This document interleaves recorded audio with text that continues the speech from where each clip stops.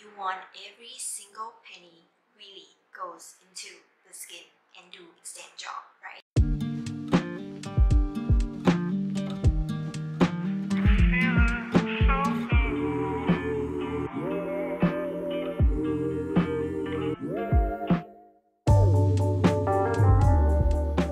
Hey guys, it's Pink. สวัสดีค่ะชมพูนะคะ Welcome back. So last week we talked about cleaning brushes. I said cleaning your brushes is just as important as cleaning our face. Well, today we're cleaning our face. Out of all the skincare steps, I'll say you better pay the most attention to this step.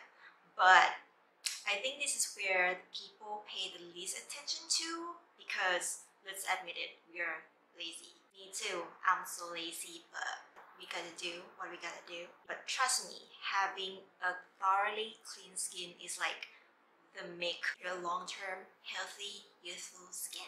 If there's anything left on the surface, then all the investment in your fancy cream, the effort and time you put in layering them will just go down the drain. So you want every single penny really goes into the skin and do its damn job, right? And you want to do it in a way that your natural skin barrier is still intact. And even if you don't do any makeup, you still need to watch this. So please keep watching until the end and you can thank me later. So I always start with the eyes. I like using a cotton shade that looks something like this. They're more like a mesh. You see, these are more like durable and won't create lines, which are annoying, right? There are a few options, but this one I like using the most. I also have this one. Now this one is like larger. You can unfold it. So yeah, you see, they're more like cloths, right? Fabric.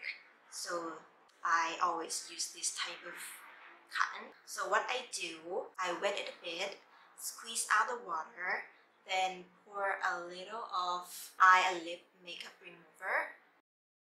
Then you gently press it.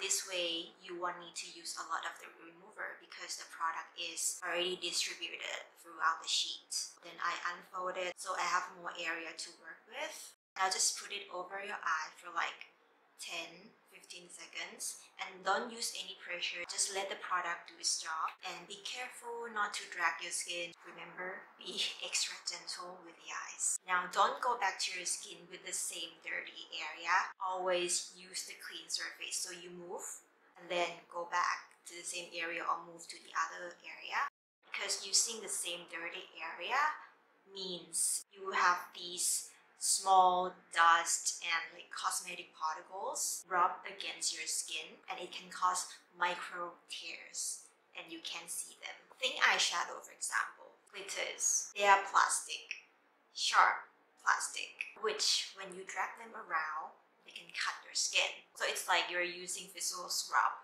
but more damaging. And even you don't use glitter eyeshadow, still all of your makeup products are like that. They're just so fine. Micro tears, right? So you can't really see them. At this point, you think we're done with the eyes because they're looking good and clean. Now check this out. Grab a cotton bud, dip in a bit of makeup remover, and go along your lash line, both upper and lower lash line, and not only the lash line but water lines. You know, open it up like that. Go along your upper waterline and lower waterline. Go all the way to your tear duct here. Give it a little swirl and you'll be amazed with what you find. I didn't even have heavy eye makeup on, but you see there's so much residual left here. Even when I have the lightest eye makeup on, I always find the residual in my tear duct. Now this is what prevents your eye cream from doing its job. The same goes for the rest of your face. If you have anything left at all, then you know, all your cream just can't really do the jobs. You can continue with the lips, and I usually remove my brows last, but you can do, you know, whatever order you want. I know that some people don't use like a separate makeup remover. Someone just use like cleansing oil and then massage all over everywhere. It's fine if you don't have eye makeup on, but if you do, and especially if you have like waterproof makeup, waterproof eyeliner, mascara, you better use a separate makeup remover and do it the way I show you, because with waterproof makeup you tend to use too much pressure, especially on the eyes, since you know they are harder to remove here. So again, be gentle with your eyes, please. Now moving on to the razor face. Now this step is for everybody who put on sunscreen and for everybody who leaves their houses, because sunscreen can be easily removed with just a face wash. And even if you are somebody who doesn't put on makeup, doesn't put on sunscreen, but you leave your house, you still need to do this step, because outside you always attract dirt and dots, pollution, etc., which sometimes with a regular face wash is not really enough. Now you can use like gel type or cream type makeup remover, but using oil is the best way to breaking down everything, you know, removes all the gunks in your skin, all the sebums, while not stripping down your skin. Now I'm using a balm. So it's essentially an oil, but come in a solid form. So I warm this between my palms, then massage it all over my face in a circular motion, and also the neck. Don't forget your neck, okay? Do it in upwards direction.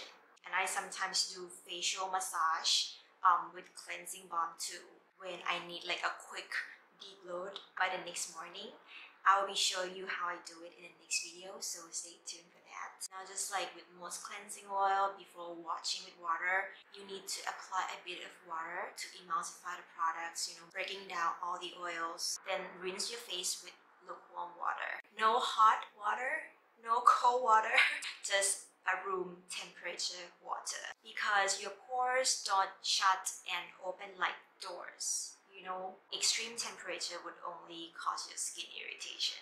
What I want to tell you is that I always get the water with my hands, with my palms like this, even when I'm in the shower, you know, because the pressure from the shower head is just too strong for your face. So grab the water with your hands and don't just like splash it. Again, gently rinse. Don't use any pressure whatsoever. Now, if you ask me about using a micellar water or a cleansing wipes, I'll say you can use them like as a quick cleanse, like on the go for convenience purpose, but they cannot give you like a deep cleanse. So always follow with your regular face wash afterwards. What type of face wash to use really depends on your skin type, right? But really just use anything that feels good on your skin. Anything that is stripping, anything that gives you like a squeaky clean feeling afterwards, then that is not good.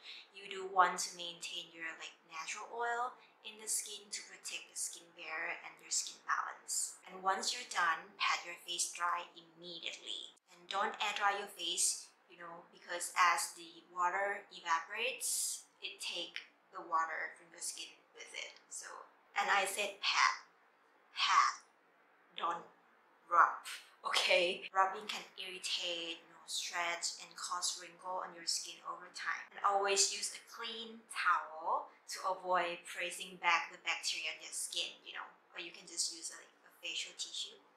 And while your skin is a little moist, you know, a little damped, follow by your moisturizing products immediately so that they can absorb better. And I already made a video about my skincare products, my morning skincare products, and how I apply them. If you're interested, I'll link them down below so you can check it out. And that is it for today, guys. I hope you enjoyed and find this useful. If you do, please smash the like button for me, share this video so more people can know about this, and subscribe if you haven't already, so you don't miss my next video, which I already told you I'll be talking about facial massage. And if you still have any questions, please leave them down below. I'll do my best to answer them. So thank you so much for watching. I hope you have an amazing day, and I'll see you next time. Bye!